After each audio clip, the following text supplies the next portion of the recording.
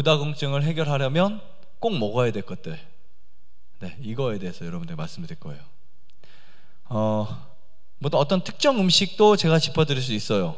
하지만 이번 시간에는 그렇게 뭐 하나하나 짚어드리기는 너무 많은 시간이 들고 아주 간단하게 말씀을 드리겠습니다. 자, 고혈당증을 해결하려면 무엇을 먹어야 될까? 이게 이제 굉장히 큰 고민과 걱정이에요. 왜냐하면 보통 우리는 고혈당증을 해결하기 위해서 뭐를 먹었어요? 돈을 주고 영양제를 사 먹었어요.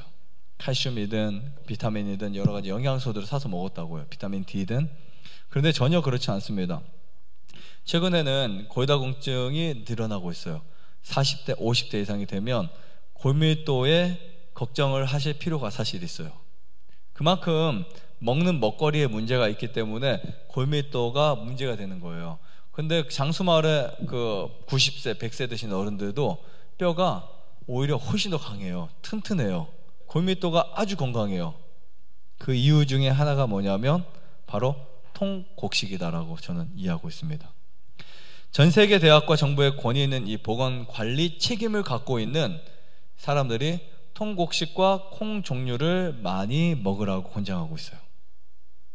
이 말은 뭐냐면 옛날과는 다르게 벌써 이 건강에 있어서 통곡식과 콩 종류들이 우리 몸에 정말 좋다는 것이 밝혀졌기 때문에요.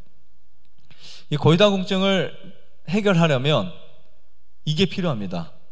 피트산이라고 하는 이 물질이 필요해요. 피트산염. 아까 우리 현미에 들어있었죠?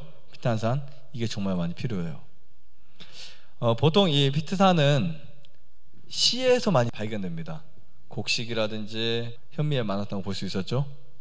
지난 수십 년 동안 많은 학자들에 있어서 피트산이 각종 무기질, 칼슘이라든지 이런 영양소들을 빼앗아가는 혹은 또 흡수를 억제하는 물질로 알려지면서 곡식에 피트산이 위험하다라고 전해지기 시작했어요. 그 여파로 지금도 현미는 독이다 이런 이야기가 있는 거예요. 현미는 서서히 사람을 죽이는 독이다 이런 잘못된 이야기가 떠돌아다니는 거예요. 물론 어떤 부분에 있어서 그런 부분도 있습니다. 사실은 양면성이 없지는 않기 때문에.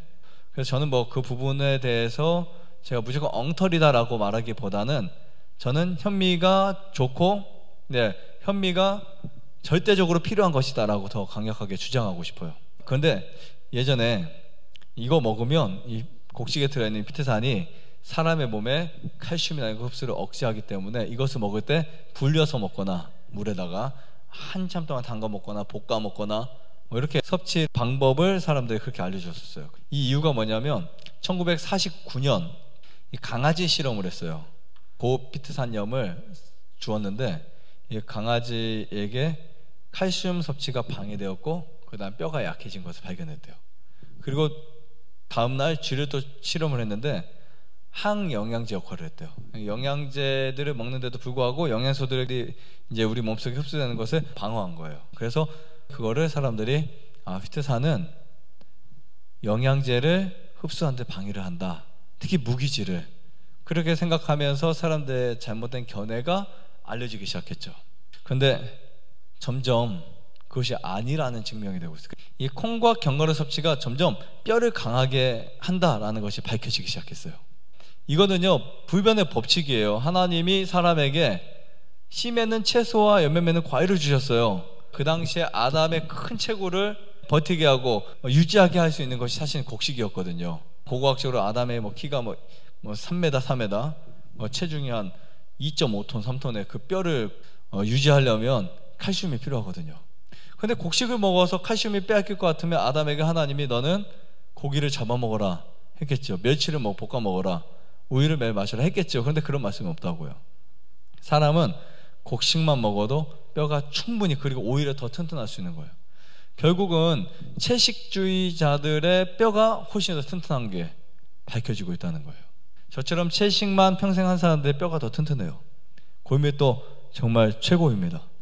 그런데 이런 잘못된 실험으로 인해서 사람들이 혼란을 겪고 있지만 여전히 곡식과 과일과 견과류, 채소만 먹는 사람들이 훨씬 건강하다는 것이 계속해서 변함없이 밝혀지고 있는 부분이에요.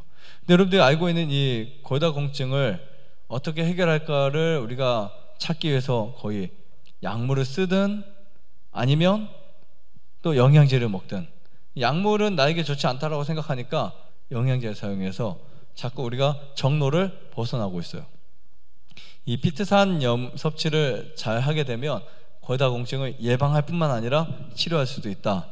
꼭 기억하셨으면 좋겠어요. 그리고 이 피트산염 섭취는 마치 한 고지혈통증 약인 포시맥스와 거의 같다는 것이 밝혀졌대요.